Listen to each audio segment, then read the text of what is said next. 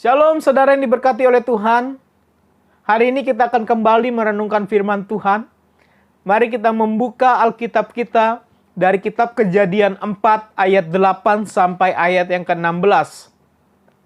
Hari ini saya akan memberikan tema perenungan kita, buanglah sampah pada tempatnya. Saudara, apakah kita pernah mengalami kemarahan sampai benci, dendam, iri hati, cemburu, bahkan sakit hati? Semua itu merupakan sampah yang ada dalam hati kita. Jika tidak cepat-cepat dibuang, maka sampah-sampah itu akan mengotori seluruh kehidupan kita. Oleh sebab itu, ketika kebencian, kemarahan, iri hati, dendam, cemburu, sakit hati melanda hati dan pikiran kita, cepat bereskan dan buang, agar hati kita damai dan hidup kita berkenan di hadapan Allah. Jikalau tidak, maka hidup kita akan mengalami kesusahan besar, seperti yang dialami oleh Kain dalam perenungan kita hari ini.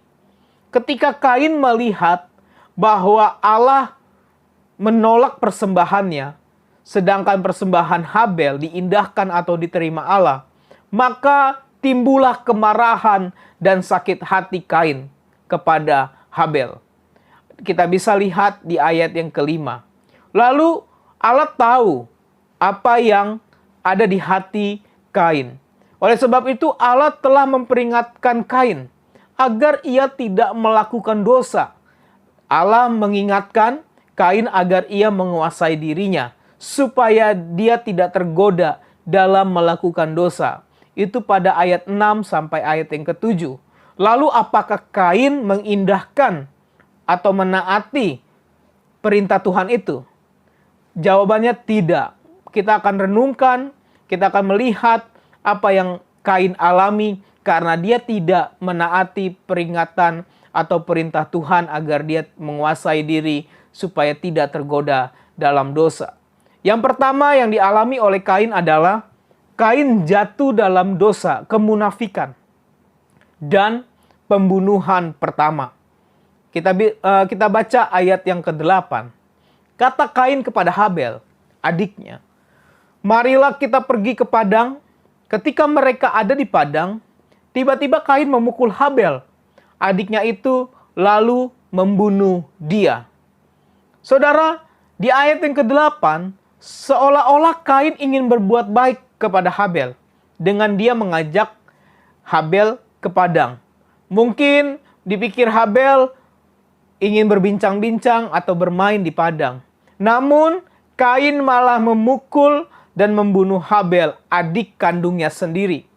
Kebencian, iri hati, dendam membuat Kain gelap mata. Ia menjadi pribadi yang munafik dan menjadi pembunuh pertama di dunia ini. Demikian halnya dengan kita. Jika kita membenci seseorang, maka kita akan munafik. Dan secara tidak langsung, kita telah membunuh karakter orang yang kita benci. Saudara yang dikasihi Tuhan, lalu hal yang kedua yang dialami oleh Kain adalah Kain masuk dalam dosa berbohong. Di ayat yang ke-9 berkata, firman Tuhan kepada Kain, di mana Habel, adikmu itu? Jawabnya, aku tidak tahu. Apakah aku penjaga adikku? Lagi-lagi saudara, dosa membuat manusia hidup dalam kepalsuan dan kebohongan. Lalu yang ketiga yang dialami oleh Kain adalah mendapat hukuman dari Allah.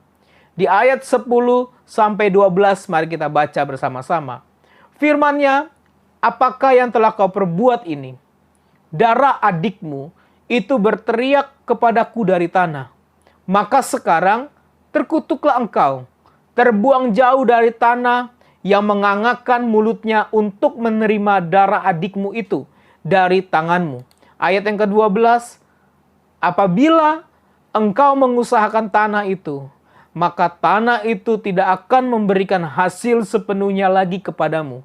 Engkau menjadi seorang pelarian dan pengembara di bumi. Saudara yang dikasih Tuhan, ada 3 hukuman yang Allah berikan kepada Kain. Yang pertama, kutukan. Kain dikutuk oleh Allah. Di ayat yang ke-11 dijelaskan.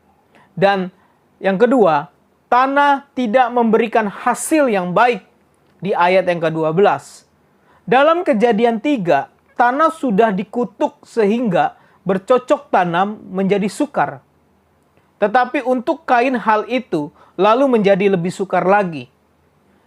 Ini merupakan hukuman yang berat bagi Kain. Mengapa? Karena Kain adalah seorang petani. Jikalau tanah tidak subur, maka tanaman yang ditanam oleh Kain akan sia-sia. Dan hukuman yang ketiga adalah Kain menjadi seorang pelarian dan pengembara. Ini berarti bahwa Kain tidak akan aman dimanapun juga dalam hidupnya. Dan yang keempat, yang dialami oleh Kain karena dia tidak mengindahkan peringatan Tuhan adalah Kain hidup dalam ketakutan dan penyesalan. Kita baca ayat yang ke-13. Kata Kain kepada Tuhan, "Hukumanku itu lebih besar daripada yang dapat kutanggung." Ayat 14, "Engkau menghalau aku sekarang dari tanah ini, dan aku akan tersembunyi dari hadapanmu, seorang pelarian dan pengembara di bumi.